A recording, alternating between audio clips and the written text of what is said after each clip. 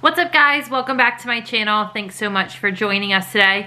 Today we're going to be talking about the thing we all love, maybe the most, not sure, college lacrosse. Women's and men's college lacrosse is back. After almost a year of not playing, we finally have lacrosse hitting the fields next week, or this week, I guess, in a couple of days. And we're gonna go through some of my predictions for this 2021 season. It's a little different, but at least there's lacrosse being played. Let's go. So first and foremost, talking about some of the strongest teams that I think will be competing for a national championship at the end of May. I think Carolina is the team to beat this year. I read somewhere they return, I think, 10 of 11 of their highest shooting performers from last year. They have transfers in Carey and Miller. I think it's just going to be a really team to beat. They're coached well, they're athletic, they're fast, they're skilled.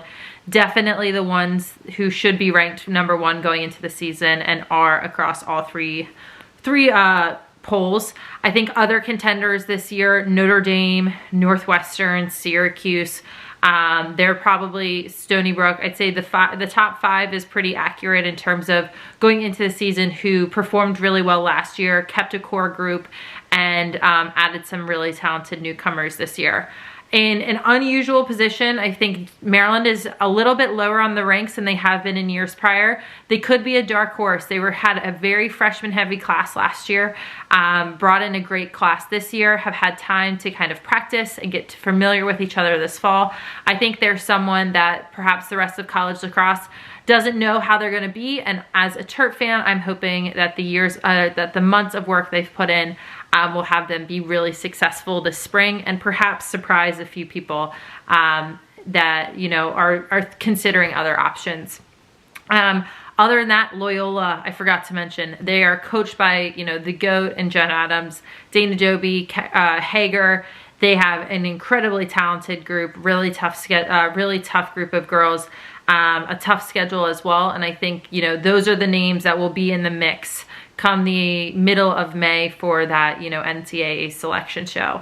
If I had to choose one to win it all at the end of May, I'd say I'm going to choose someone a little different. I think Notre Dame might surprise us and get their first national championship. So I'll go with that through the season and see if I'm right come May. In terms of scheduling, things are looking a little different this year. Big Ten is doing only Big Ten play. ACC has an interesting, you're playing some people twice, some people once, able to get some out of conference as well. Different conferences are doing different things. There's no Ivy League this year.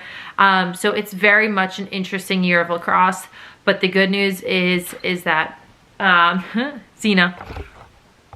Good news for all of lacrosse fans is that there is, all right, Zena cut me off. All I'm saying is national championships matter. It's all fun to talk about, but I am just super excited that lacrosse is back. We're able to watch these women compete and play a sport we all love. I'm super excited to be a massive fan this year, like always, and can't wait. So let's go Terps, as always.